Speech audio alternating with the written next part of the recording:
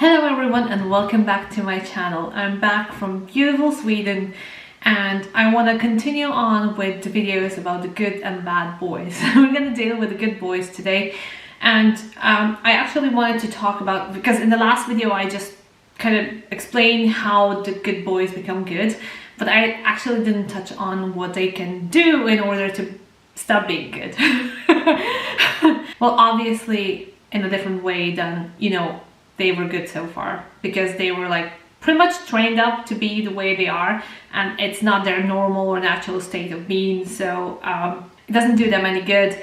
The way that society also treats them, it's not amazing, and in the end they're always the ones that get the shitty end of the stick, so to say, in relationships, in jobs, anywhere, because they are pretty much trained up to just take whatever people or life throws at them, which is obviously not fair. If you're the one of the good boys, or people have told you that you have been going through a life, like the way that my therapist said, like, how can I help you style, this video might be for you. So first of all, the major emotion that we or you need to work on is guilt. And the guilt is the one that keeps you from saying the things you feel.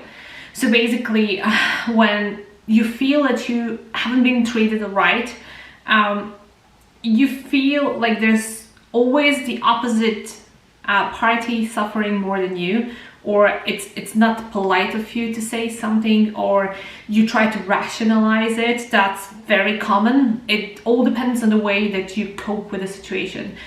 So basically, if you are the one that rationalizes things, so you may say to yourself, oh, this person kind of did upset me, it wasn't fair, but I'm not going to do anything because I'm a better person, or I'm wiser, so I'll just cope it up. Or you just kind of try to intellectualize things.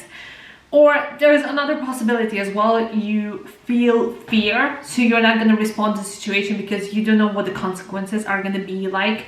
But basically there's guilt on the bottom of it. So the way that you have been trained by your own mother or someone else in the family, but mostly it is the mother, is to feel responsible for every single emotion that she didn't like.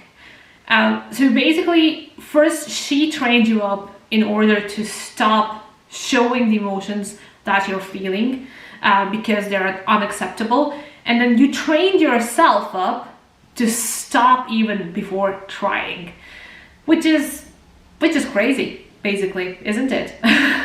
So you basically have been trained up in a way that whenever you feel something, you stop and you squeeze that emotion up, and you suck it up, basically. And the way that world treats you is they think, oh, we can do with this guy whatever we want. And that's the way that your family would be treating you. That's the way that females or guys, if you can be a good girl as well, we can talk about that, but this video is for boys mostly. Or you can be just, at work, the person that everybody brings their work, like extra work, and throws at you, and you're like, okay, what I'm gonna do? I'm just gonna do it. And obviously, that's not the way that life should be.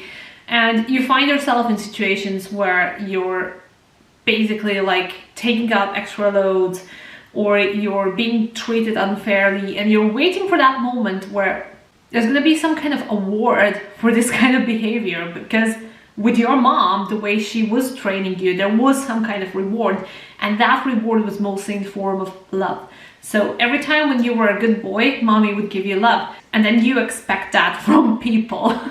And it doesn't work like that. So a woman is not going to give you extra love for sucking it up. Like, the things that's going to happen is like this completely different set of things are going to happen.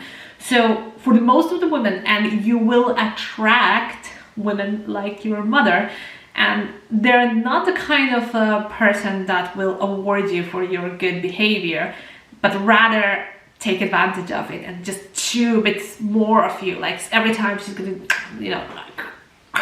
just chew a bit more of you until there's nothing left, and then she's just gonna throw it away. And basically that's what your mother was doing as well. She was chewing bits and pieces of you, the ones that she felt like she needs to be nurtured to feel good, to take on the revenge on men that hurt her.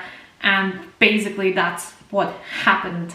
And now this is happening in your life. So let's talk about that guilt, because that guilt is a very important part of this whole process.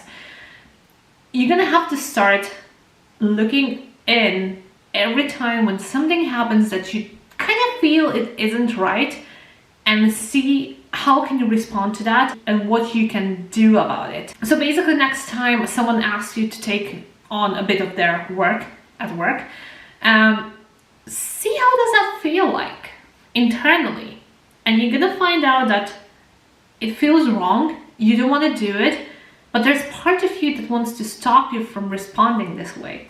And you're gonna have to learn, you're gonna have to get to know that other person that is stopping you from your normal reaction. Sometimes that voice is gonna be very faint. Sometimes if you're trained up really well from your mother, you're not gonna be able to even come in touch with it. And that's a bigger problem. So you're gonna have to really sit down and talk with some of your friends. Find a really honest friend and ask him or her, okay, this is what happened to me. How would you respond? And it might surprise you. The person might respond as you. Maybe you found a friend that has the same kind of traumatic experience as you. But sometimes they are like, no, this would really piss me off. And watch their emotions and see how they respond to you and how you're feeling about it. And this is very interesting. So that might be the way. If you can't really come in touch with your original emotion, you're gonna have to ask other people how they feel about things. And this is the way that I learned so much about me, because I had no issues with anger. I had plenty of anger. Anger for me was fine. But I had issues with kind of realizing did someone hurt me or not, because I was hurt so many times under the false pretense of, I didn't hurt you, I just love you, that hurt and love became very kind of intertwined together. So I couldn't really understand what was happening. Sometimes I could see hurt as love, and then I would go and ask my friend what you think about this, and then she would be like, wow, that was fucking rude. And I was like, really?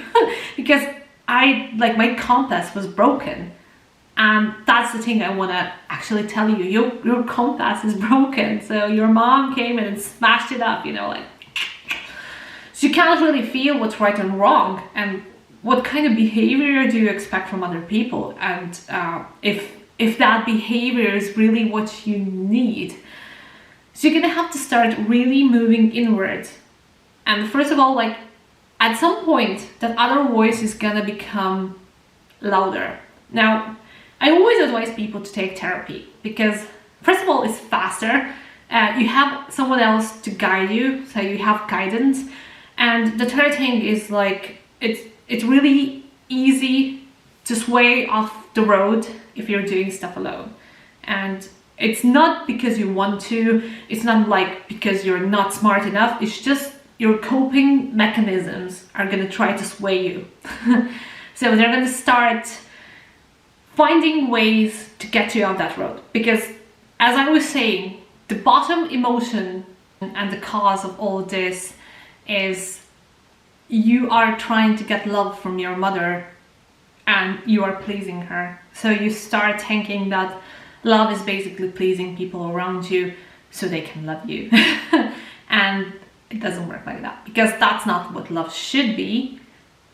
But unfortunately, you were so unlucky to get a parent that taught you that. And the way to fight it is to start thinking what love truly means for you and what kind of love you want in your life, and adjust the sets of behavior. So you're basically gonna have to retrain yourself.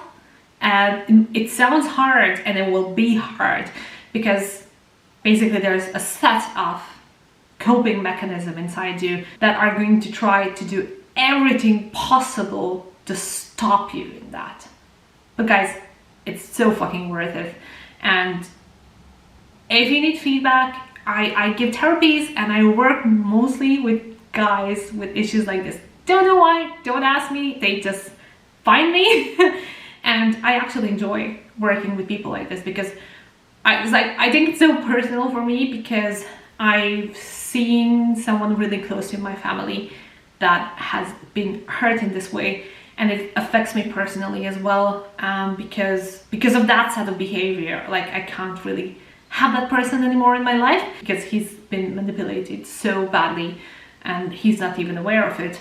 So it's like a thing happening for generations in my family to boys, and it is a very personal thing for me. So if you're looking for guidance and help, you can contact me through the email, and I offer online sessions, and it will be a pleasure to work with you. Anyways guys, I'm planning to open up a podcast, because every time when I'm making a video, I just hate putting on so much makeup. It takes like 40 minutes of my time to get ready for this, to edit it and everything. But like, I have a mic now, a new mic that I can use, and I can record podcasts here, and I can upload much more content because I can just talk to this thing in my pajama. And you will not know, but you can imagine me in pajama. And anyways guys, I hope you really liked this video. If you did, just leave a comment underneath, give me a like, thumbs up, and subscribe to my channel. Mwah! Love you so much, and I'll see you soon.